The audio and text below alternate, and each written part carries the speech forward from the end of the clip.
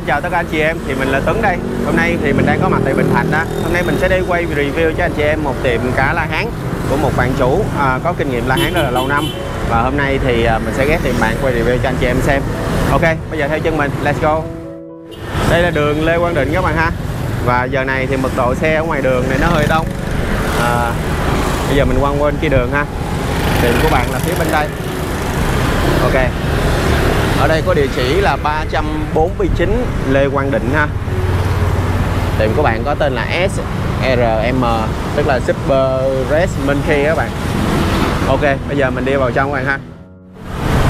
Đây là bạn chủ tiệm các bạn ha, bạn Thiên ha. Hello anh Tuấn, lâu chào em mới gặp. Hôm nay thì anh có việc, anh đi ngang đây rồi sẵn rồi mình ghé tiệm, lâu ngày anh em mình cũng gặp nữa, ghé tiệm anh quay, anh tham quan rồi để review cho các bạn xem về cái nghề lá hán của mình. Chào tất cả quý anh em. Ok, thì chủ yếu hôm nay anh đến đây thăm em là chính. Sau đó là mình quay review tiệm. Tại vì em cũng là một người mà có tiệm cá cảnh, tiệm lá hán cũng khá là lâu năm rồi. Thì anh muốn quay để học hỏi kinh nghiệm, để mà chia sẻ cho các bạn mà họ đang chơi lá hán, cũng như những bạn mà có muốn tìm hiểu để mà họ mở tiệm lá hán. Thì không biết rằng em có thể dắt anh và các bạn mình đi tham quan tiệm được. Sẵn sàng anh ơi, em bên đây là tiệm em chia sẻ giao lưu kinh nghiệm mà. Thì em là Hoàng Chí Thiên, mình là chủ tiệm cá cảnh 349. Địa chỉ của mình là 349 Lê Quang Định, phường 5, quận Bình Thạnh. Anh em nào có đi ngang thì cứ ghé để mình cà phê giao lưu, mình sẵn sàng chia sẻ kinh nghiệm cho anh em chăm cá lá hán tốt nhất. Thì đây là những cái mẫu cá bên mình. Thì đây là mình làm chuyên cái dòng Campa F2, là cái dòng khó nhất trong cá lá hán.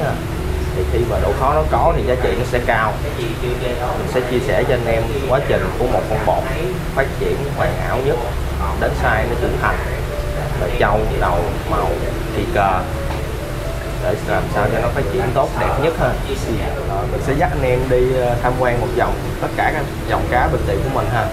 Thì đây là con Red Campa ha. Red Campa hả? Red Campa. Làm sao mình nhận diện nó là Red Campa ta? Dạ thì đầu cái nền của nó là full red, nó đỏ nguyên con, nhưng mà con này nó vẫn chưa hoàn thiện. Thì anh nuôi nó càng lớn á, anh kích màu nó vô, kích màu đỏ lên thì nó sẽ đỏ nguyên con. Thì con này mình kêu là Red Campa ha. Mấy con này thí dụ như là cá như vậy thì con nào Red Campa là mình cứ Red Campa hết à. Dạ, mình không có tên giống như thú cưng chứ không. Dạ. Như là cái này là Tony chẳng hạn. Ví dụ anh muốn anh sở hữu nó thì anh muốn đặt tên nó cũng được. Như chó vậy đó, mình thương nó thì mình gắn tên cho nó thôi, cũng hợp lý ha. Dạ. Con này thì nó là phía dưới này ha. Con này nó cũng là Campa luôn, nhưng mà nó là một dòng như ngọc trinh vậy ha, dòng cá lột. Khi mà nó lột, nó thay hết áo nó không á, thì con này nó vô tình nó lột mất hết trâu luôn, nó cũng mất hết màu luôn. Thì thành ra mình kêu là con hoàng kim. Kêu là hoàng kim. Anh em thân thiện thì hãy kêu là ngọc trinh. Nó trắng như ngọc trinh, đó là con này nó trắng nguyên con à. Nhưng mà khi mà nó lột mất hết như vậy thì nó giá trị nó có bị xuống không? Dạ, nó dành cho những anh em sưu tầm hàng độc á. Vậy là giá trị nó cao lên. Dạ, nó cũng tầm trung à, chứ nó không cao lắm. Nó tùy theo body, đầu nó nữa. Tại con cá lá hán nó không có giá trị anh, nó chỉ giá trị khi nó gặp đúng người thôi. Rồi tiếp theo đây là một dòng cá GB. Gọi nó là GB thì khi nó lột xong rồi nó sẽ, con này nhìn ngầu ha, nó có gen lột. Con này nó lột xong nó hoàn thiện thì nó sẽ ra được màu đỏ, cam, vàng, hoặc là nó trộn ba màu lại. Nó còn lột nữa không? Dạ, nó chưa đang hoàn thiện á. Nó chưa hoàn thiện, tại vì con này nó phát gen trễ á. Mình cũng không biết là giống như mình mua vé số mình trúng vậy. Nó phát cái gen lên thì mình mới biết là nó lột thôi. Tại vì bố mẹ lột chưa chắc con nó lột. Nó phát cái gen lên thì mình biết nó lột thôi. Giống như mình sở hữu nó lúc mà mình mua thì cái giá trị nó có bao nhiêu đó thôi. Khi mà nó lột lên thì tùy theo độ đẹp của nó có thể gấp 2, gấp 3, gấp 4. Ở con này hiện tại thì nó là trấn tiệm của em luôn á. Trấn tiệm luôn ha. Dạ, nó hội tụ tất cả là không thủy ha, để chuẩn một con Campa F2. Từ cái con này nè, từ con này đi, từ con này mà lên con này thì khoảng mất bao lâu nữa? Dạ, tùy theo chủ nuôi cho ăn ít nhiều với lại thay nước á. Thì cái con này là bao nhiêu tháng? Khoảng chừng 1 năm rưỡi. Thì từ con nhỏ này nó bằng con này. Con này ở đây em nuôi là gần 3 năm nè, từ một con cá bột xíu. Và mình nói luôn vậy là con này khoảng năm hả? Dạ, đúng rồi. Và mình nói luôn với anh em là tất cả những cái con cá bên mình đó là mình đều nuôi từ cá con lên hết ha. Mình nuôi từ cá con lên hết. Dạ, đúng rồi. Chứ không phải là mình nhập về hả? Dạ, đúng rồi. Hay vậy ta. Thì cái tỷ như vậy thì kinh nghiệm em nó sẽ rất là nhiều, rất là dày dặn. Để mình chăm từ một con cá bột nó lên được một con cá trưởng thành nó rất là gian nan anh em ha. Nhưng mà cũng đừng có nản, khi anh em tới tiệm mình sẽ chia sẻ đầy đủ tất cả kiến thức cho anh em chăm cá tốt nhất luôn. Tùy theo giai đoạn mà mình đánh con cá nó cần cái gì, nó cần cái trâu sao, mình kích cái trâu ẩn sao, nó lên đầu sao, nuôi sao cho con cá lúc nào nó cũng căng xè hết mức có thể. Hay quá. Đưa tay sao nó chạy theo mình, nó quấn chủ giống như vậy. Hay quá. Tại vì anh nghĩ đó là những cái kiến thức mà những cái bạn chơi cá online trên mạng hoặc là những bạn ở xa bạn rất là cần. Tại vì thật ra thì trong ngành cá mình cũng nói rằng cũng phải học từ lẫn nhau. Rồi mình cũng không có kiến thức học trên mạng, nó cũng chung nó cũng không có nhiều lắm, mà mình cũng chưa biết là cái nào đúng và cái nào sai. Nhưng mà học hỏi từ một cái người mà chơi cá lâu năm nè, rồi nhiệt tình nhiệt huyết như em chẳng hạn, thì rất là khó kiếm. Thì những bạn nào mà có cái sở thích nuôi cá la hán cũng như là đam mê cá la hán có thể là nhắn tin cho Thiện ha, qua Facebook. Chút nữa mình sẽ để cái đường link bên dưới, hoặc là có thể đến trực tiếp tiệm. Mà bình thường ví dụ như tới đây rồi tham quan rồi coi lỡ mà không sẵn mua sàng, có buồn không? Sẵn sàng. Mình đang có chương trình mình mời anh em cà phê miễn phí vào ngày Chủ nhật hàng tuần. Thì anh em nào có thời gian cứ ghé lên tiệm mình mời cà phê rồi mình giao lưu chia sẻ kinh nghiệm cho anh em chơi tốt nhất thôi. Ở đây nó không phải là anh em cứ, nó là một cái tiệm nhưng nó cũng là một sân chơi về cá la hán, tất cả những gì liên quan cá la hán anh em có thể tới tiệm giao lưu với mình sẵn sàng chia sẻ cho anh em chơi tốt nhất để cái phong trào càng ngày nó càng phát triển. Ở đây mình không có giấu gì hết. Cứ Chủ nhật, sáng Chủ nhật hoặc là chiều Chủ nhật anh em có thời gian cứ ghé qua tiệm mình mời cà phê. Thì đó là chương trình của tiệm mình đó. Hay quá các bạn nhớ nha, sáng Chủ nhật ha, tới đây uống cà phê cũng được nghe, học hỏi kinh nghiệm nữa. Rồi thì mình có cái hồ cộng đồng ở đây. Thì nhiều anh em cũng thắc mắc đó, cái hồ này mình nuôi để làm gì, thì nó cũng là cần thiết cho một con cá la hán để nó phát triển luôn. Cái này là cá kè, thì trong đây mình có hồng két với lại là khỉ mái. Nhưng mà nó nhiều size vậy luôn hả? Dạ đúng rồi, thì tùy theo size con cá chính của mình á. Chọn cái con cá kè nó phù hợp. Thường là nó bự hơn xíu để cho nó không bị con cá chính mình nó giết. Rồi cá chính mình nó sẽ sung hơn, kích thích cái tính chiến đấu á của con cá chính mình nó càng giữ nhiều á, thì cái độ đẹp của nó càng bung. Khi mà nó sung mãn rồi thì nó mới bung hình nó lên, nó phát triển đầu nó lên. Cũng là một kinh nghiệm các bạn ha. Tụi này đa phần là hồng két đúng không? Dạ, này hồng két với lại khỉ mái anh. Mấy con này là xả hết luôn rồi đó. Thì mới xác định giới tính của nó rồi mình thả cộng đồng. Ở đây mình bán cá kè. Ok anh em, tiếp đến là ở đây là một con red Camphor. Red Camphor nó hoàn thiện đẹp quá. Thì anh em thấy con này là đúng là con red Camphor luôn. Thì nó cũng giống như con kia thôi, con kia chưa có hoàn thiện thì con này nó đã hoàn thiện trước rồi. Là chứng tỏ cái phẩm chất của con này nó sẽ cao hơn con kia rất là nhiều. Và cái giá trị nó cũng sẽ cao hơn. Bằng size mà nó đẹp hơn thì đôi khi giá trị nó sẽ cao hơn. Tụi này dao động giá nó cao không em? Dạ, con này thì giá dao động nó khoảng từ 9 triệu đến 15 triệu. Tùy theo độ đẹp của nó phát triển khi mà người khách họ tới vào cái thời điểm đó. Thì cái giá trị nó chỉ ở thời điểm đó thôi. Xác suất mình có con này ở trong một bầy thì nó khoảng tỷ lệ nó là 10% anh. 10%, có nghĩa là 100 con thì nó thì sẽ mình có 10 con. Và 10 con đó thì nó sẽ có hên xui được một con siêu phẩm. Rồi mình nuôi như vậy thì 1 năm hả? Mất 1 năm thì nó ra được size này. Dạ đúng rồi. Khoảng từ thời gian từ con cá bột á, khoảng size lá me tính size này nó khoảng mất khoảng năm.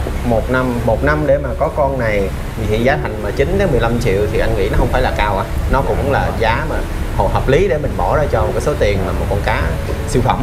Dạ. Nhưng mà anh thấy ở đây nè là em có lót với cái này. Thì thông thường mà nuôi cá anh biết cái này là nó là tạo vi sinh đi ha.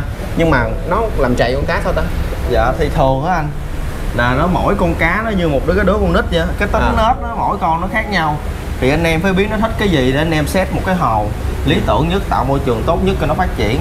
Thì cái con này cái tập tính của nó là em nuôi hàng ngày á, thì cái tập tính của nó là nó thích đi gấp. Nó gấp lụm cái này hả? Nó lụm từ cái này qua bên trái. Qua cái miệng nó như vậy mà nó lụm được mấy cái này đi vòng vòng chơi hả? Nó sẽ gấp, nó chơi vòng vòng á, thì cá mình nó căng.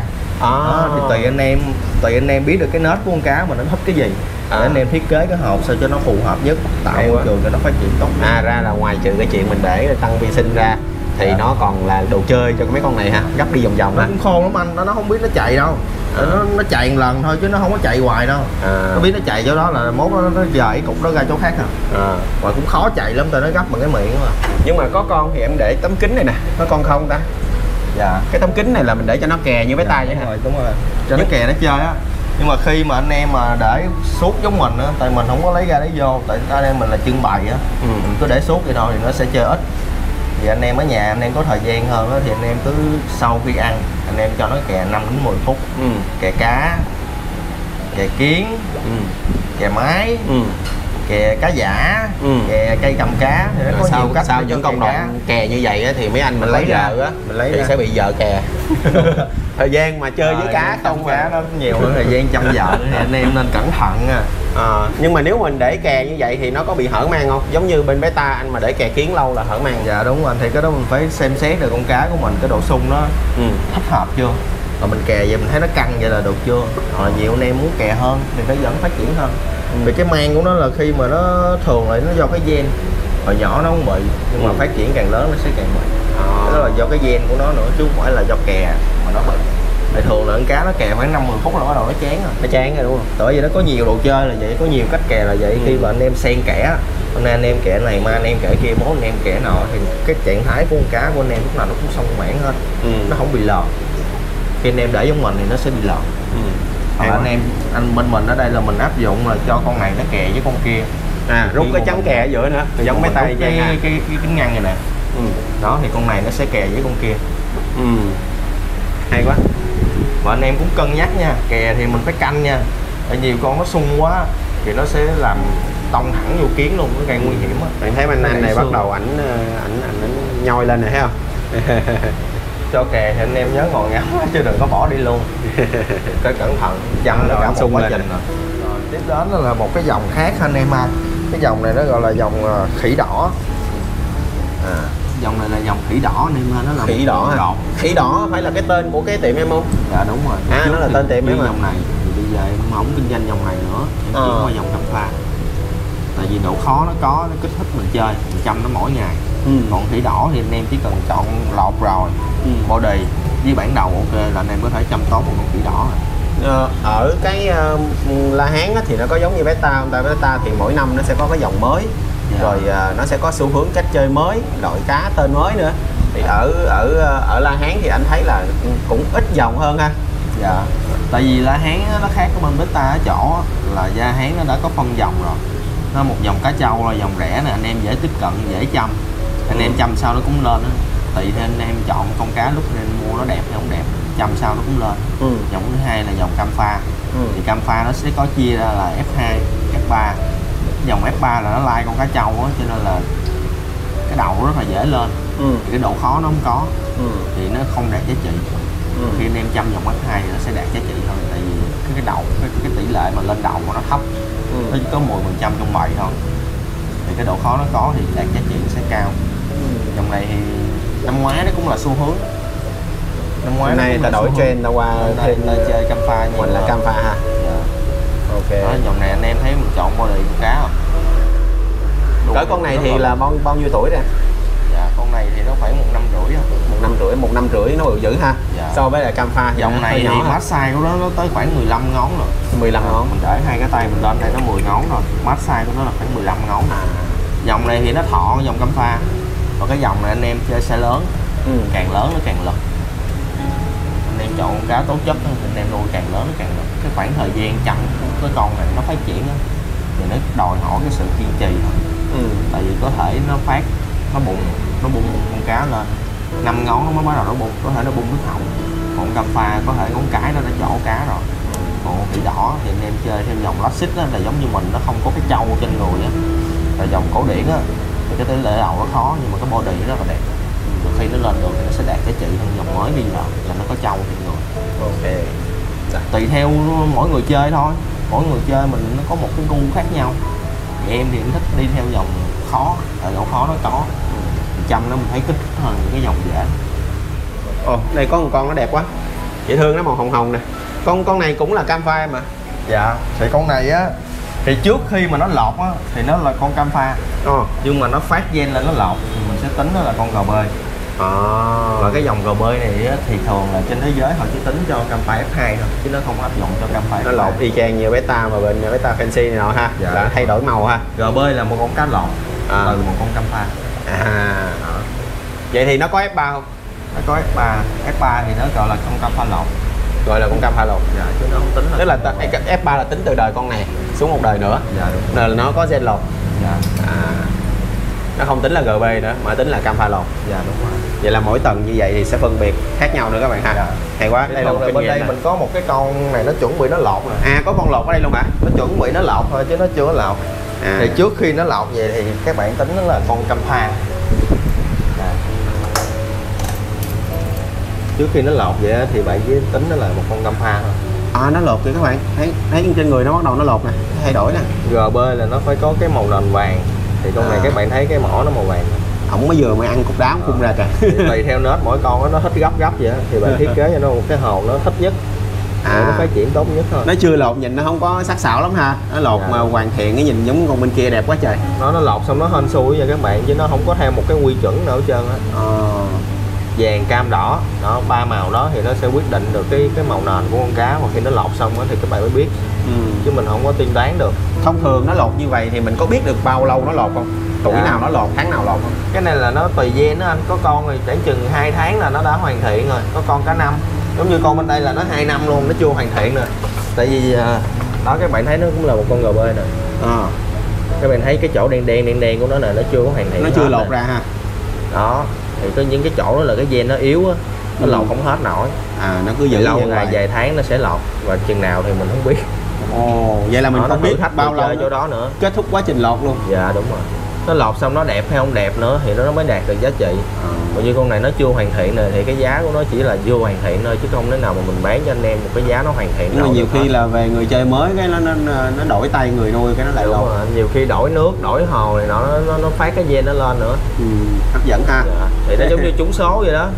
Giống như anh em nuôi thì cái con la hán nó sẽ thay đổi mỗi ngày.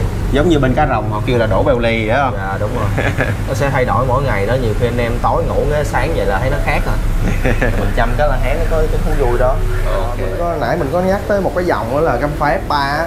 Thì ở đây mình cũng có 2 con để cho anh em coi đó là như thế nào là cam pha F3 ha.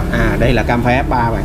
Thì cam pha F3 á, thì đơn giản nó có máu cá trâu nhiều. Thì em nhìn rõ trên cái khuôn mặt của nó, cái mỏ nó sẽ hơi nhọn một chút. Cái này phải nhìn kỹ ha. Cá trâu á, thì cái đầu của nó rất là tốt. Nên cái độ khó nó không bằng cam pha F2, nên là giá trị nó cũng sẽ không bằng cam pha F2. Đó thì những cái này là mình có 2 con, này là mình nhập Thái luôn á. Dòng là dòng F3. Vậy thì tính ra là tụi này mình cứ đẻ 2 đời thôi. Dạ. Đúng không? Dạ. Mình cứ đẻ 2 đời, mình đừng có lai tiếp xuống tầng thứ 3. Anh em giờ la hán mình ép cũng nhiều lắm anh, nhiều trại lắm. Anh em cũng lai tạo. Nhưng mà độ đẹp thì thường là trong bầy cái tỷ lệ nó ít. Thì để anh em mà càng ngày càng phát triển thì càng ngày cái dòng cá la hán của mình nó càng đa dạng hơn. Càng ngày cái tiêu chí của người chơi nó cũng càng cao hơn. Rồi ở đây tại vì mình cũng nuôi từ cá bột nó lên á, mình sẽ nuôi ở trại, rồi xong mình sẽ chọn lọc ra những con cá đẹp nhất, mình đem ra tiệm mình trưng. Sẵn rồi mình sẽ chia sẻ cho anh em luôn. Thì ở đây á, nó cũng là một con cam pha đã chọn lọc rồi. Anh em thấy trâu mặt của nó đã lên từ từ hết rồi. Nó đang trong giai đoạn hoàn thiện rồi. Chung là người chơi nhìn vô là sẽ biết là xinh đẹp liền ha. Con này thì nó mới bị tụt á, khoảng chừng 1 tháng trước nó mới hồi lại đây khoảng tuần. Nên em thấy cái màu nó hơi lợt thôi, nó chưa có đậm. Thì con này nó là một con cam pha, nền nó là màu cam thôi.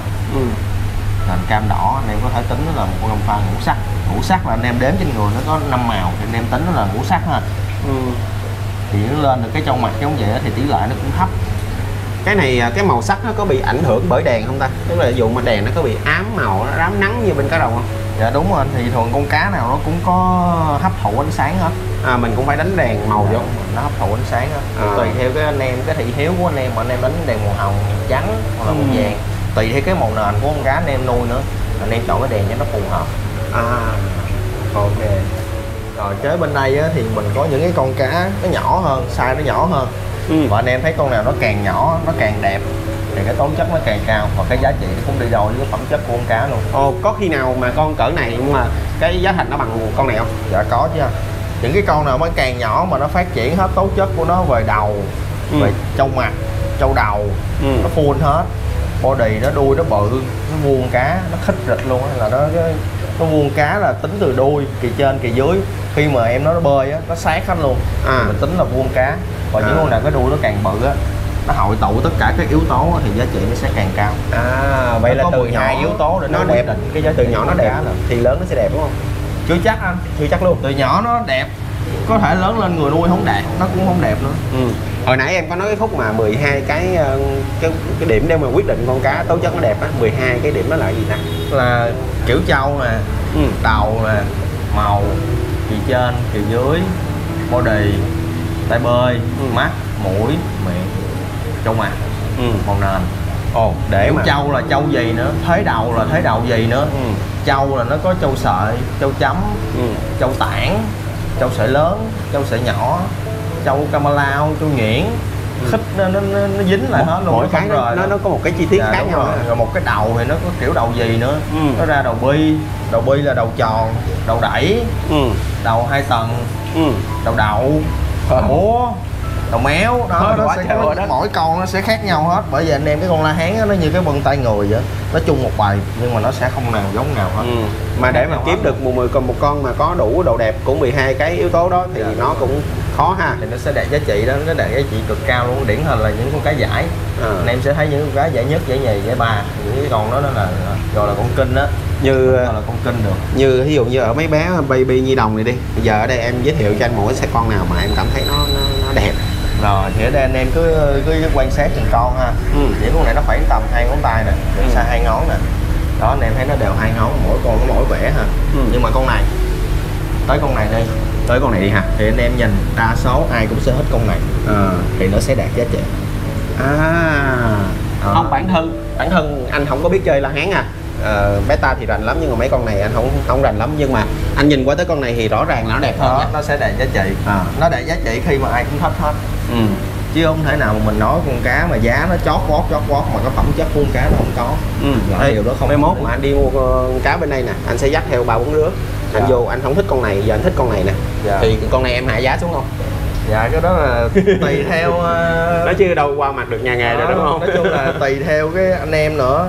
Nếu mà anh em đến với tiệm mình con đầu tay để anh em gọi là con đầu tay, anh em bắt đầu anh em chơi á, thì mình sẽ có cái giá tốt cho anh em chơi con đầu tay. Và ở đây mình sẽ có những cái con cá mình bao anh em chơi đến khi anh em chừng nào anh em chơi tức được là thì thôi. Mình có bảo hành đúng không? Ví dụ anh em mua con cá đó 6 triệu, anh em về anh nuôi 1-2 tháng nó không lên, quay lại mình đổi con cá khác tương đương giá trị con cá hoặc là cao hơn, hoặc là hoàn tiền cho anh em. Như vậy thì lỗ sao? Nhưng mà mình bán gì đam mê đúng không? Mình sẽ kích thích được người chơi. Sơ hở là mình lỗ rồi đúng không? Người chơi người ta ngại chơi những cái con cá giá trị á, thường là người ta sợ chết hoặc là nuôi không lên thì người ta ngại thôi. Thì anh em đến với tiệm mình sẽ đảm bảo được đó cho anh em chơi tốt nhất. Anh thấy cũng ít có tiệm mà cũng làm như em á. Mà cũng tùy con nha, chứ không phải có con nào mình cũng bao anh em được. Nó sẽ có những cái con mình sẽ bao anh em chơi. Như cá mình làm lên thì mình chắc chắn là sẽ bao đúng không? Sẽ bao anh em. Còn những anh mà nhập về này kia nào thì nó hơi khó đúng không? Cá mình mà anh em chọn thoải mái, nó sẽ có nhiều tầm giá anh em chọn lắm. Ok. Cái này nè, ngoài cái yếu tố màu sắc ha, đuôi vai kỳ này kia nè, hồi nãy em có nói tới là cái đầu, cái thế đầu á, thế đầu thì của nó. cái đầu này nè là mình làm sao để nó bự ra ta? Con này á là nó ra thế đầu đẩy, có nghĩa là nó sẽ đẩy, nó phình về phía trước, nó tạo cái chân mày. Con cá nó sẽ ngầu, nhưng mà cái thế đầu nó sẽ không bự nha, nó chỉ bằng cái kỳ trên của nó thôi. Nó không thể nào nó vượt kỳ được hết. Và như anh em thấy con này, con ở trên quay lại con ở trên, anh em thấy con này nó sở hữu thế đầu bi rồi. Đầu nó tròn viên bi vậy đó, thì những cái con này nó sẽ vượt kỳ. Đó, và lớn lên nó có thể sẽ bằng những con này. Là một kinh nghiệm chọn cá luôn các bạn ha. Dạ đúng rồi. Nhưng mà cái này thí dụ như bây giờ mình muốn nó bự nhanh đi, bây giờ anh mua về đi, anh muốn nó bự nhanh đi, bây giờ ví dụ như anh bơm xương xa vô được không? Dạ, bơm xương xa vô thì giống như tôm vậy đó, bơm xong chết luôn. Vậy là không bơm được đúng không? Mình chỉ bơm được, nhưng mà bơm xong rồi chết luôn à. Vậy chứ bình thường em làm sao nó bự lên? Thì có những cái sản phẩm mình kích đầu đó anh thì có cám nè, có tôm trộn nè, đó, có tôm tươi, trùng huyết. Tùy theo cái con nào nó ăn cái gì nó bung nữa. Nó bung là sao, là anh em ngủ một đêm vậy là anh em thấy nó khác rồi, là anh em nhớ là bữa đó anh em cho nó ăn cái gì, rồi anh em kết thúc cái đó thì nó sẽ phát triển thôi. Thì mình cho con cá mình ăn càng đa dạng thì nó càng phát triển. Chứ anh em cứ một ngó anh em đập hoài thì không thể nào nó đẹp bằng con cá anh em chơi nhiều món. Ngoài cái đồ ăn ra thì cái cách nuôi nè, cũng như là cái cảm xúc của con cá, ví dụ nó buồn đi thì nó có bị xuống không? Xuống đầu. Đúng rồi. Thì con cá la hán á, mình nhận biết nó dễ lắm. Khi mà nó có vấn đề á, tới giờ cho ăn á, nó sẽ nứt gốc và nó sậm màu lên, nó đen thui luôn. Thì anh em biết là nó có vấn đề. Thì cái việc đầu tiên anh em nghĩ đến á, là anh em nên thay nước, hoặc anh em chuyển nó qua một cái hồ tốt hơn, để cho nó hồi lại phong độ của nó. Thì cái hồ của nó gọi là nước hư á, là anh em phải lập tức thay nước hoặc là đổi nó qua sang một cái hồ khác, thay đổi môi trường nữa. Đúng rồi, thì lúc đó khoảng chừng 8 đến 12 tiếng á, anh em sẽ biết nó có bệnh hay không, hoặc là do nước nó hư, nó chết vi sinh hay gì đó, nó gây độc nước, thì mình thay đổi môi trường sống của nó. Theo anh thì cái việc đầu tiên mà khi thấy con cá núp gốc xuống lợt màu thì việc đầu tiên là nhớ số điện thoại em, gọi cho em chỉ là chắc ăn nhất. Đúng rồi. Thường đó thì anh em sẽ video call thì em coi, em sẽ tư vấn cho anh em cái cấp cứu con cá tốt nhất. Ok, các bạn chút nữa mình nhớ lưu lại số điện thoại của Thiên để mà mình có gặp vấn đề gì trong cái cá La Hán có thể gọi điện thoại với bạn để bạn tư vấn cái cách chăm sóc tốt nhất các bạn ha. Anh em thấy cái con này là ở bản đầu bi thì ở kế bên đây mình cũng có một con cá nó trưởng thành. Nó tức là đầu bi luôn mà bự hơn. Cũng là bản đầu bi luôn cho anh em coi ha. Đó thì ở đây là một con cá đầu bi trưởng thành. Bi tức là nó tròn một cục vậy ha? Tròn vậy trái banh vậy, con này nó đầu ở trái cam luôn đẹp quá bạn. Con này mình cũng gọi là cam pha. Nó là cam pha. Cam pha F2. Cam pha F2 mà nó chọi bài. Cam pha F2 nó chọi bài. Bên kia là GB, nó hơi bị rối rồi đó. GB là lột từ một con cam pha F2 ra, tính là con GB. Tức là con cam pha F2 nếu mà nó lột thì gọi là GB, còn nếu mà không lột là cam pha. Đúng rồi. Hiểu rồi. Đó thì con này nó sở hữu cái đầu bi nè. Và con này nó cũng là body nó vip luôn á. Em thấy cái body nó khích rịch luôn. Đẹp quá, con này đẹp quá. Con này xinh tươi nè. Nền của nó là nền cam đỏ anh em ha. Chữ thẳng. Nó hoàn thiện nó hai tay bơi nó cũng đều nữa. Hai tay bơi nó cũng đều. Nó chữ nó thẳng, nó không bị đứt. Để mà rước bạn này về thì nó khoảng dao động khoảng cái giá dao động thì nó khoảng 10 đến 15 tùy theo cái ở đây đó, nó bạn có một cái mức giá trung bình ha, hợp lý ha. Đó là mình thấy là nó rất là đẹp luôn nhưng mà nó cũng không có cao lắm. Để tùy theo cái phong độ lúc đó khi mà anh em đến gặp nó nữa. Ví dụ hôm nay nó 15 triệu mà qua mai nó còn 7 triệu à. Nhiều khi 7 triệu anh em suy nghĩ luôn, anh em còn không muốn rước chứ không phải nó 15 nó lên 25 mà. Đúng rồi, nó tùy theo cái phong độ nó thôi. Ok, để nó có đạt được hoàn thiện cái con cá lúc mà khi mà nó gặp chủ mới hay không. Rồi thì ở đây á, thì anh em thấy cái con này cái trâu nó nhuyễn trâu nó nhỏ mà nó nhuyễn thì ở đây mình cũng may mắn mình sở hữu được một con đầu bi nữa. Nó là hàng hiếm anh em thì con này nó sở hữu cái trâu nó bự, cái sợi trâu nó bự, nó gọi là trâu sợi lớn. Cái sợi cái cọng này đó hả? Cái hoa văn này, hoa văn trên người nó gọi là trâu. Về giáp á, giáp thì con này nó là trâu sợi lớn, nó đang hoàn thiện phun từ từ. Đẹp quá các bạn. Và con này nó còn lên được trâu mặt của nó nữa, mặt nó nổi mụn nữa nè. Nhìn mấy con này nè, cái cách nó chơi với mình á, mình cảm giác nó giống như một con cuốn con á. Dạ đúng rồi. Nó lóc chóc. Mình luyện con cá sao mà nó chơi như con cuốn đó. Hay quá ha. Như con cuốn đó, mình đưa tới đâu chạy nó thấy mình là đòi ăn là các bạn thành công nha, thành công có 50% rồi đó. Đã thiệt luôn á. Nó thấy mình, nó tương tác với mình đó, là các bạn đã thành công rồi đó. Sau cái clip này vài bữa mình sẽ dắt con mình đi qua làm con về đi săn La Hán. Anh em nuôi những cái con đầu bự vậy anh em cẩn thận nha, đừng bao giờ anh em đưa trước cái mặt nó. Khi mà anh em mà đưa trước cái mặt nó sung quá, nó lủi thẳng vô nó cũng ảnh hưởng tới cái xương sống của nó nữa. Mình chỉ kéo xéo đi thôi. Đúng rồi, nó gọi là tình trạng bị bể bóng đó, nó mất cứ lùi như vậy thôi đúng không? Đúng rồi, nó mất thăng bằng luôn. Nguy hiểm cho cá khi mà anh em gặp những con đầu bự vậy thì anh em để cái tay xa ra, nó sẽ tự động nó bơi tới. Đừng có bao giờ mà đưa trước mặt làm nó hết hồn hay gì đó, nó sẽ nguy hiểm cho con cá. Nếu mà vậy thì em cũng nên dán một cái wording lên đây nè ha. Ở đây em thấy là có là không bắt nè, không cho cá ăn nè, nếu không thì hậu quả sẽ khó lường ha. Thì mình để đây luôn là không có vậy đó. Thường là khách tới, khách coi con nào em sẽ đi theo em tư vấn từng chút để tránh cái trường hợp đáng tiếc xảy ra. Ok, nghĩ tới mức đó luôn á. Và những cái con cá này mình chăm nó rất là kỳ công các bạn, để nó lên được một con cá như vậy, nó trải qua biết bao nhiêu quá trình để nó hoàn thiện được một con cá như vậy. Và nó tạo cho người chơi một cái cảm giác rất là thân thiết, gần gũi, xứng đáng với công sức mình bỏ ra. Mình chăm nó lên nó hoàn thiện. Và tiếp theo đây thì nó cũng là một con red cam pha ha. Cái con này nó cũng, các bạn thấy cái con này nó rất là hăng. Đó, màu sắc nó bắt mắt ha. Màu sắc nó là nền đỏ nè. Trâu nó là trâu sợi nhỏ, nhìn nó như sấm sét các bạn ha. Mà cái con này thì nó bằng với con giá con này không? Con này giá nó thấp hơn nhiều không? Thấp hơn cũng 1/3 đó. 1/3 hả? Nhìn nó đẹp hơn á, nó chỉ là nhỏ đầu hơn thôi, nhưng mà nhìn cái màu nó tương phản á. Anh chơi beta mà mấy con mà kiểu ba màu vậy là nó dạ đúng rồi, giá thì trị nó lắm tùy thị hiếu mỗi người thôi. Nhưng mà ở đây thì tiệm nó sẽ đưa ra cái giá độ hợp lý cho mỗi con. Và khi mà khách hàng đến đây á, thì khách hàng có quyền hỏi ủa sao con này nó mắc hơn con này, nó mắc hơn ở chỗ nào, thì mình sẽ phân tích 12 yếu tố đó là con này đã thua cái gì. Thì khi những các bạn chơi chuyên á, các bạn sẽ dựa trên 12 yếu tố chấm thi đó và các bạn lựa một con cá cho ưng ý nhất. Mình nói luôn, khi mà các bạn đã cái tiêu chí của các bạn đi chọn cá mà dựa trên 12 yếu tố đó thì các bạn rất là khó chọn cá. Tại vì không có con nào là hoàn hảo hết. Nó được cái này nó mất cái kia, thì cái lúc đó bạn chọn cá bạn thấy chăm trước, mình thấy cái đó nó không đẹp chỗ đó nhưng mà xét tổng thể những cái khác thì nó đẹp đúng không? Xét tổng thể nó vẫn ok thì các bạn chọn, hoặc các bạn chọn một con cá mà trên 12 yếu tố đó nó rất là hiếm.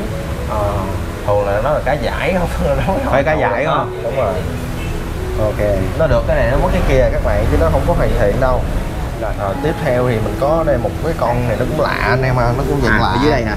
Đó, tên gọi của nó thì mình gọi đó là cam phai giáp bạc anh em à, tại vì nó sở hữu bộ trâu trắng á. Cái bạc giáp bạc là cái trên người đó đúng không? Nó phải tính trâu trắng nha, chứ nó không tính trâu xanh. Trâu nó là trâu ánh kim á, mình kêu nó là cam phai giáp bạc. Anh thấy có nhiều con nó bạc trắng hết nguyên con, nó là dòng này luôn hay là dòng khác? Cái đó nó gọi là siêu thường là nó không có đầu, cho nên là siêu là người ta loại từ trong bầy bột cộng đồng. Tại vì cái con nào mà trâu nó càng dữ nhiều thì cái đầu nó đi ngược lại các bạn, đầu nó chua lắm. Cho nên là người ta loại những cái con đó từ trong bầy bột luôn. Có khi nào nó bạc như vậy mà nó lớn lên nó có đầu không? Dạ cũng có anh, nhưng mà tỷ hiếm lệ nó thấp lắm. Coi như là hên xui ha. Thường như hầu như là không có luôn á, tỷ lệ nó hiếm lắm. Nhiều khi anh em là nuôi cá bột anh em sẽ hiểu vậy là không có ai nuôi siêu hết. Vậy là anh em nào rành á thì mới chọn được những con cá mà từ trong bầy đúng không? Ở đây mình cũng có con này nó lọt nè.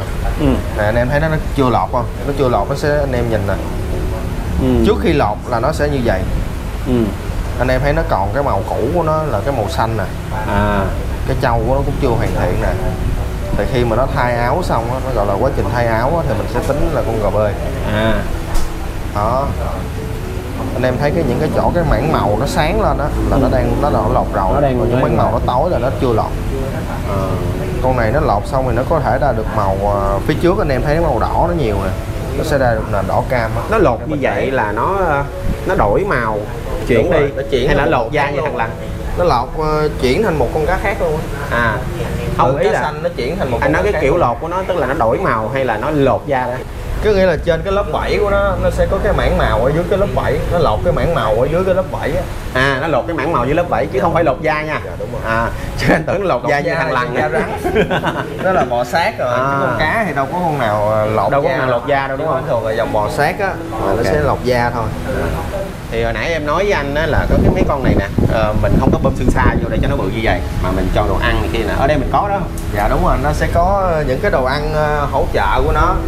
Như là sáng á, thì anh em sẽ xài thức ăn tươi sống. Là nó sẽ gồm có này, như ở đây mình có bán sẵn hết cho anh em luôn. Ở đây mình có đồ ăn luôn. Dạ đúng rồi. Như ở đây á, là mình có xài mỗi ngày luôn, những cái gì mình bán mình sẽ xài mỗi ngày. Ở đây mình sẽ có trùng huyết này.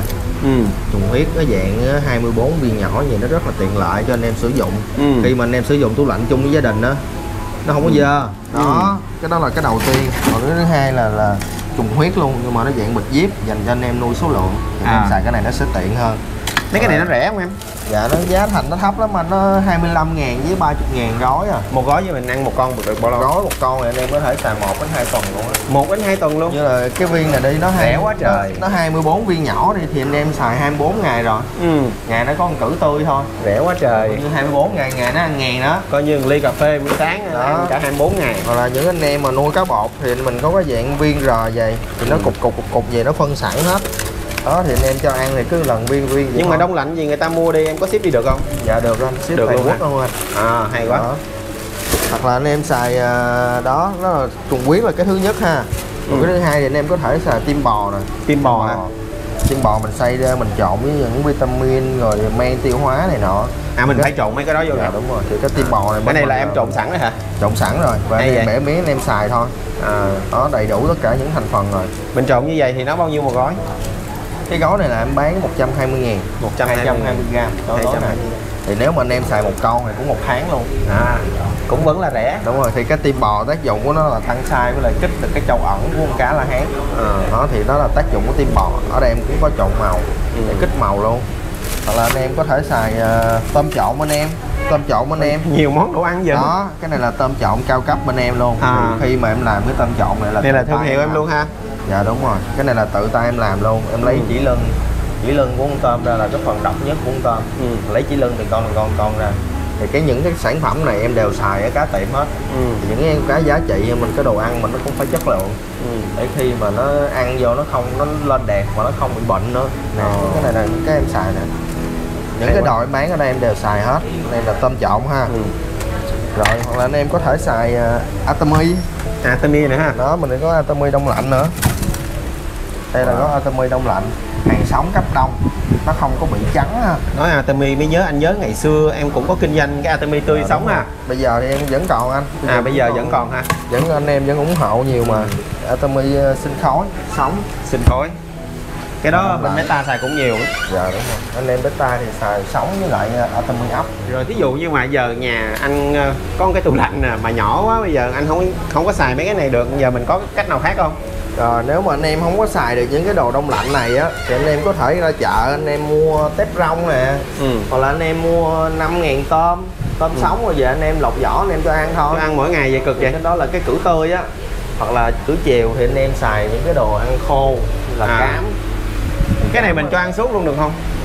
Dạ cũng được anh, nhưng mà nó sẽ không có đẹp bằng, nó không có ăn tươi, cho ăn đa dạng. Vẫn ăn được nhưng mà nó sẽ không đẹp bằng con nó ăn đa dạng. Và nó kén ăn nữa, khi anh em mà xài 100% cám luôn bố anh em cho ăn đồ tươi nó không ăn. Ngộ vậy? Đúng rồi, nó kén ăn luôn. Kỳ vậy ta? Thường là ăn đồ tươi là nó dễ ăn nhất á. Đúng rồi, những cái con nó nết nó khó khi mà mình bán lại cho anh em khác á, thì những anh em những người chủ sau á sẽ khó chăm lắm. Thì không có biết chủ trước cho ăn cái gì rồi cho bỏ gì vô nó cũng không ăn. Làm cho cái người chủ sau nản. Thì ở đây là tiệm em là cho ăn đa dạng hết luôn. Chỉ có bù lon con tán rồi nó ăn không được thôi, chứ bỏ xích rồi hôi nó ăn không được thôi. Còn lại là anh em về anh em chăm rất là khỏe. Anh em bỏ gì nó cũng ăn hết. Những cái này là những cái cám hỗ trợ này. Cái này là mỗi loại cám khác nhau hả? Mỗi loại cám cái công dụng nó khác nhau. Cái này là em giới thiệu sơ giùm anh với. Cái này là CZ20 Red LED. Nó hỗ trợ trâu đầu màu. Trâu đầu màu ha. Còn cái này là CZ2 anh em ha. Cái này là nó hỗ trợ lên trâu để kích những cái trâu ẩn á. Để kích những cái trâu ẩn. Rồi cái này là CZ1. CZ1 là để kích đầu. Chỉ kích đầu thôi. Nó cũng nhiều thứ quá ha. Kích trâu là kích trâu, mà kích đầu là kích đầu. Kích tổng hợp là kích tổng hợp. Hoặc là anh em có thể chọn cái CZ19 này. CZ19 này là dành cho những con gò bơi. Và đa số những con gò bơi hoặc là con ngũ sắc á, anh em muốn giữ lại cái màu nền vàng của con cá thì anh em xài CZ19 này. Hoặc cái con đó nếu mà anh em xài CZ20 là lên đỏ nguyên con luôn. Nó không còn giữ được màu vàng nữa. Thì anh em muốn giữ màu vàng của con cá mình thì em xài này. Rồi đó là những cái loại cám cao cấp của CZ ha. Ngoài ra thì nó cũng có những loại cám phổ thông như là cám của anh em tự làm nè, thương hiệu. Cái này nó cũng là thương hiệu luôn á. Của người Việt Nam làm luôn. Của người Việt Nam làm. Nó có 3 màu ha. Là cám Okiko. Okiko thì nó có Okiko màu đỏ, màu xanh với màu đen. Những là ở đây em cũng có những cái loại cám thông dụng nữa. Tùy theo mấy cái này thì nó có giá thành có cao không? Cao hơn so với công ty? Vài chục à. Vài chục hả? Cái này thì nó có 80 à. Rẻ so với những cái cám này là nó 200 đổ lần. Thì dành cho những con cá nó giá trị nó cao cấp hơn đúng không? Dạ đúng rồi. Từ ngoài cái cám đó ra thì anh em có thể sử dụng những cái sản phẩm hỗ trợ của CZ luôn. Để tăng cái chất lượng nước lên. Thì nên chăm con cá nó sẽ tốt hơn, tạo cái môi trường cho nó tốt hơn để nó phát triển. Thì ở đây là mình có 3 cái loại này để mình tăng cái chất lượng nước. Đó. Thì hiện tại là mình có cái hũ 2T này. 2T là khoáng anh em ha. Nó giúp cá khỏe từ bên ngoài vô trong. Cái khoáng làm cho nó sung lên đúng không? Dạ đúng rồi, nó kích con cá mình lên trạng thái sung mãn nhất. Rồi anh em có thể xài cái vitamin. Vitamin là giúp con cá khỏe từ trong ra ngoài. Nó tăng lực, nói chung tăng lực cho con cá, hỗ trợ tiêu hóa, màu sắc, độ sung. Đó. Rồi anh em xài Aqualud dạng bột này. Nó cũng là vitamin luôn nhưng mà dạng bột. Còn cái này là dạng nước anh em ha. 3 sản phẩm này đều là để tăng chất lượng nước hết. Ngoài ra thì anh em cũng có thể sử dụng những cái sản phẩm mà để xử lý nước nè. Để đây mình có Jetcoat, mấy cái thằng này nó thương hiệu lâu đời rồi mình không nói nữa. Jetcoat nè, Primafit, Malefic là để chữa bệnh nè, cái này Stability là vi sinh, thuốc tím để tắm cá, rồi các loại thuốc thông dụng, vitamin C, cũng nhiều thứ pH này nọ, vi sinh. Này là những cái vi sinh để xử lý nước ở trong nước, là cá khỏe nước trong, là Bio Mai Việt, là thương hiệu là Mr. Bio. Đó, những cái này những cái sản phẩm thông dụng thôi. Rồi kiến kè cho cá la hán các loại. Kiến kè ở đây mình có tam giác đứng, cái cân nữa nè bạn. Đó có đủ thứ hết đó, ngũ giác đủ kiểu hết, mỗi con cá nó sẽ hết một cái kiểu kiến kè. Vậy hả? Mỗi con nó mỗi kiểu thôi. Ngồi à? Nó không nào giống nào hết. Tưởng coi soi gương giống như mình, gương nào soi được là soi chứ. Ngày ra thì có máy bơm, đèn UV, sưởi, rồi những cái loại cám lọc bio này nọ ha, đủ thứ hết, đủ món ăn chơi. Các bạn tới đây, khách cần về là mình có đó. Các bạn tới đây thì các bạn chỉ có cần có tiền thôi, còn lại là để Thiên lo. Mình cũng chơi được nhiều dòng cá, cho nên là đa số mình cũng xử lý được những cái tình huống và các bạn chăm con cá của các bạn gặp phải.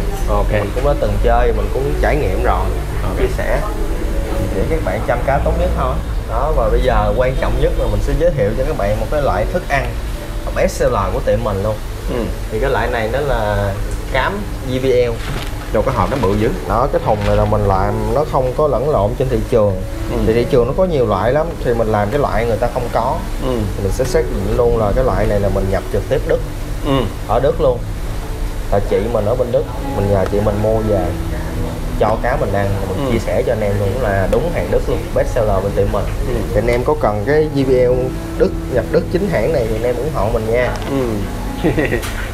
Cái giá thành nó mình về cũng làm đó anh em, nó chỉ 200.000 lạng thôi. Mình cũng về trực tiếp đó, nên nó không có qua trung gian, cái giá thành nó cũng tốt trên thị trường nhiều lắm. Anh em có cần thì ủng hộ mình. Em mở cái tiệm này được bao nhiêu năm rồi Thiên? Em mở cái tiệm này là năm, nếu mà tính ra cái tiệm này được 3 tuổi rồi các bạn. 3 tuổi mình mở ngày 10 tháng 3 là bây giờ mới sinh nhật đây luôn. Vừa mới sinh nhật mình, bây giờ mới làm sinh nhật tiệm đây luôn. 3 năm rồi đó, tròn 3 năm hơn mấy ngày.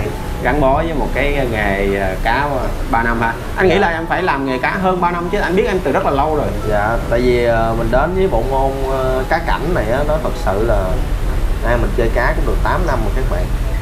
Còn là dòng nào mình cũng chơi rồi hết, từ những dòng cá nhỏ cho tới những dòng cá lớn, những dòng săn màu, những dòng cộng đồng. Vậy là loại nào cũng có kinh nghiệm luôn. Mỗi môn mình chơi chút nhưng mà mình thấy cái la hán này nó kích thích mình chơi hơn. Chăm nó mỗi ngày nó mỗi thay đổi á, cho nên là nó kích thích mình chơi hơn. Cuối cùng là bén duyên với la hán. Đúng rồi, mình mở cái tiệm là chuyên cá la hán không. Cũng hay, tại vì anh thường anh ấy ở mặt tiền đường thì người ta hay bán thêm cá cỏ nè, rồi linh tinh. Mà em ở đây em chỉ có đúng la hán thôi.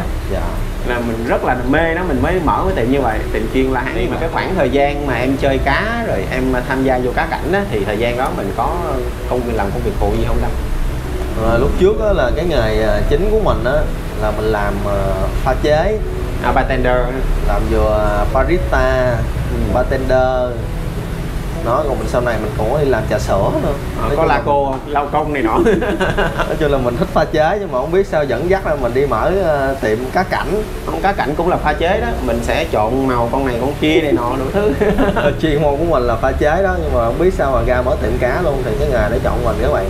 Mình cũng cố gắng thôi, mình cố gắng mình kiếm, gọi là mình kinh doanh trên cái đam mê của mình đó.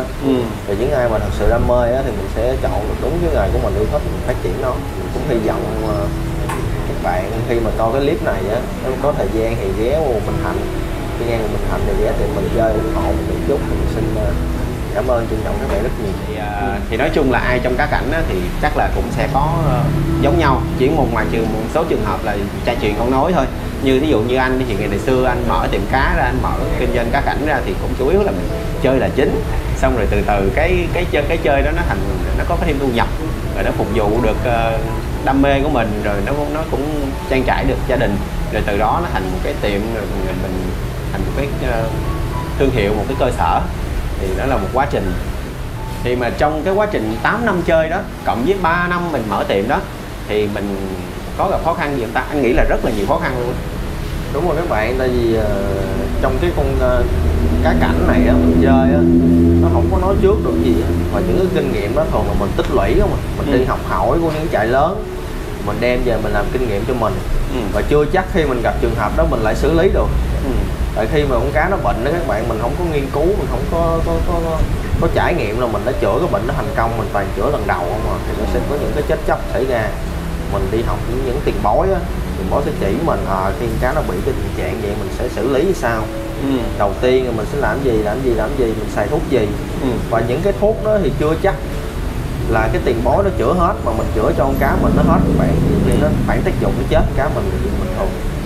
Bởi vì các bạn phải, đó là những cái kinh nghiệm thôi, mình quan sát con cá trong quá trình mình chữa bệnh một chút nó hồi phục sao, nó có giảm hay không, để mình đổi cái loại thuốc cho phù hợp cho nó.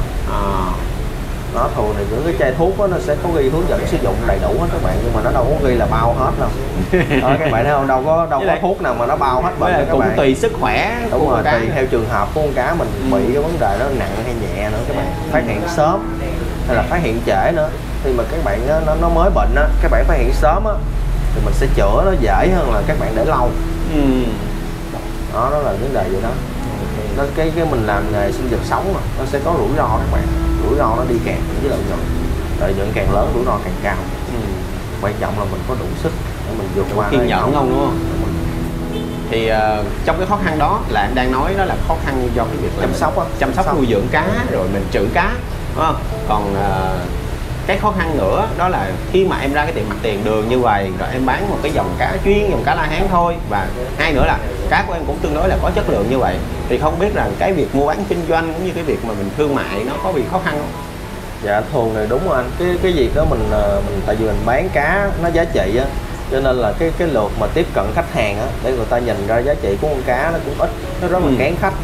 Thì song song đó lúc mà em mới mở tiệm á thì em cũng có làm những cái dòng cá rẻ, nó dễ tiếp cận với người chơi hơn, nó có đủ dòng hết. Nói về cá La Hán thì nó sẽ có 3 dòng chính: cá trâu, cam pha và khỉ đỏ.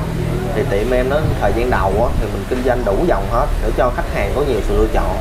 Nhưng mà sau đó thì nó khi mà mình có đủ mặt hàng á thì lúc đó khách lại không chuộng. Đó thì nó cũng là một cái khó khăn của cái tiệm em. Mình thấy nhiều khi cái có mình lúc có thì người ta không cần, mà lúc cần thì người ta không có, mình không có. Lúc đang trend thì mình hiếm, mình kiếm không bắt có, nhịp không kịp anh. Thì lúc đó nó cũng có nhiều cái đó, thì nhưng mà mình lại có một cái thế mạnh khác là mình đã bán online trước đó. Khi mình mở tiệm là trong suốt quá trình mình chơi á là mình đã có bán online trước rồi. Và cái lượng khách mình nó cũng có sẵn, nhưng mà dòng khác, ví dụ như là cá bảy màu, hay là cá vàng, hoặc là autumn, thần tiên, cá dẻ, thì mình đã có những cái lượng khách rồi các bạn. Nhưng mà nó khi mình ra mình kinh doanh đó, thì mình lại kinh doanh một cái dòng mới, coi như là mình thử thách bản thân của mình luôn. Thì anh em lại là quý mình, hoặc là anh em giới thiệu khách về cái thức ăn phụ kiện đi kèm, thì mình ở đây mình đa số thì anh em ủng hộ mình về với cái mặt đó. Mà thường ở đây thì mình tiếp cận được khách thì cũng bằng những cái đó: thức ăn, phụ kiện, thuốc men đó. Thì anh em tin tưởng ủng hộ, anh em giới thiệu thì nó tiệm cũng duy trì được 3 năm.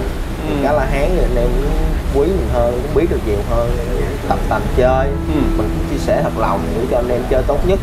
Thì anh em cũng quý mình, anh em càng ngày càng giới thiệu về cái lượng khách mình nó càng ngày nó càng có. Thì tiệm mình nó cũng có thành quả là nó duy trì được 3 năm các bạn, may mắn đó. Thì với cái kinh nghiệm một cái người mà nuôi cá cảnh lâu năm cũng như là một chủ cửa hàng cá La Hán, thì em có cái lời khuyên nào cho những bạn mà mới chơi và tham gia vào cái cá La Hán này, cũng như là những bạn mà họ đã tham gia lâu năm rồi nhưng mà họ không có cái động lực, không có đủ nghị lực để mà họ mở cái tiệm cá để mà phát triển giống như em hiện giờ, thì em có cái lời khuyên nào dành cho các bạn không?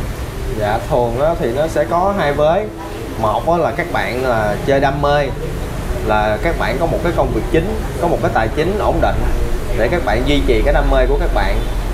Một cái vế thứ hai á là các bạn chơi theo hướng kinh doanh, là các bạn phải xác định từ đầu là tôi chơi là tôi phải kiếm lợi nhuận được từ cái đam mê của mình, để mình càng ngày mình càng tăng cái level của mình lên, chơi mình càng upgrade lên. Thì những cái bạn nào mà có cái ý tưởng đó thì cái việc đầu tiên, cái lời khuyên của mình đó, thì các bạn nên tìm được một cái nguồn hàng chất lượng, đảm bảo duy trì nguồn cá bột chất lượng, không pha trộn.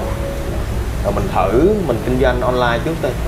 Khi mà mình có một cái lượng khách cố định rồi đó, mình sẽ ra mình sẽ mở và khi một các bạn mở thì nó sẽ có rất là nhiều khó khăn chút thì các bạn cố gắng kiên trì để mà vượt qua những cái khó khăn đó. Đại khái là cái ở nhà các bạn online đó, các bạn kiếm có thể 1-2 triệu, rồi các bạn ra mở tiệm thì nó có chi phí này nọ, các bạn chỉ còn vài trăm thôi, nhưng mà đừng có nản, từ từ là các bạn sẽ phát triển từ từ. Và khi mà các bạn có được cái thương hiệu của mình rồi đó thì các bạn sẽ chứng tỏ là trong cái giới cá La Hán nói riêng và cái giới cá cảnh nói chung, là tôi làm được, tôi có một cái tiệm cá cảnh, tôi phát triển kinh tế gia đình ổn định trên cái sự đam mê của tôi có khả năng kinh tế, tôi nuôi được cả gia đình của tôi. Đầu tiên là mình chiến thắng bản thân mình, chiến thắng cái bản thân của mình đó, thì mình sẽ chúc may mắn các bạn thôi. Nói chung là nó sẽ có nhiều cái khó khăn đó, các bạn đủ nghị lực để các bạn vượt qua hay không, đó là cái đó là do kỹ năng của mỗi người nữa. Mà khi mà các bạn mở ra một cái tiệm này đó thì mình chỉ nói là có 3 yếu tố quan trọng rồi. Thứ nhất, khi mà các bạn không có ở cửa hàng thì ai sẽ là người thay thế các bạn chăm cá, bán hàng, chi thu, đó, giải quyết những cái khó khăn của các bạn, cho cá ăn hoặc là cá bệnh chữa bệnh sao, là chất lượng nước không tốt, thay nước sao, thay nước 50%, hay là trường hợp nào là thay nước 70% thì các bạn nên có một đồng đội đi kèm thay thế các bạn hoặc là giỏi hơn các bạn để quản lý cái tiệm của các bạn khi mà các bạn không có ở tiệm. Và cái thứ hai như mình nói là cái quan trọng nhất là cái nguồn cá là nó quyết định hết tất cả cái sự thành công của các bạn. Các bạn có thể tự tạo ra hoặc là các bạn đi hợp tác với những trại đó, thì các bạn nên tìm chỗ uy tín, người ta đảm bảo nguồn hàng cho mình trong suốt quá trình mình tồn tại kinh doanh cá cảnh này. Và cái thứ ba đó nữa là các bạn nên tìm một cái mặt bằng, cái địa thế nào đó, giá mặt bằng đó, nó cũng tương đối chứ đừng quá cao mà cũng đừng quá thấp. Đó. Và các bạn ký hợp đồng thì tùy theo năng lực của các bạn mà ký thường này, ở đây mình ký dài hạn. Để khi mà cái cá này các bạn đầu tư vô thì nó là như ve chai vậy các bạn, lúc mà các bạn làm nó rất là cao rồi các bạn thanh lý thì nó không còn nhiều hết, nó rẻ, thì nên là mình chọn một cái mặt bằng đó tương đối là mình tìm hiểu kỹ chút đó, để chủ nhà sao để mình chủ nhà thu nó hợp lý hơn. Con gái có con gái không này kia đó, rồi phải đầu tư cho chủ nhà nữa để người ta cho mình thuê mặt bằng nó dài hạn, càng dài hạn càng tốt. Đó, thì đó là những gì theo của mình đó, chia sẻ cho anh em để anh em duy trì đam mê, đừng nản. Ok, anh thay mặt các bạn ở kênh thì cũng cảm ơn những cái lời chia sẻ quý báu của em vừa rồi. Dạ. Nói gì ạ? Ok, thì cảm ơn Thiên về cái buổi dắt mình tham quan cái tiệm cá cảnh của Thiên ngày hôm nay, và cũng cảm ơn những lời mà Thiên chia sẻ vừa rồi. Rồi cũng xin cảm ơn anh Tuấn nhiều nha, cho em cơ hội lên TV. Lần đầu lên TV còn bỡ ngỡ, có gì sai sót các bạn bỏ qua cho mình. Địa chỉ của mình là 349 Lê Quang Định, phường 5, quận Bình Thạnh. Các bạn có đi ngang thì cứ ghé tiệm mình chơi nha, mình sẵn sàng chia sẻ kinh nghiệm tốt nhất cho anh em chăm cá tốt nhất về cá La Hán. Tất cả những gì cá La Hán cần tiệm mình đều có. Xin cảm ơn quý anh em đã xem hết clip nha. Ok, cảm ơn các bạn, xin chào và hẹn gặp lại.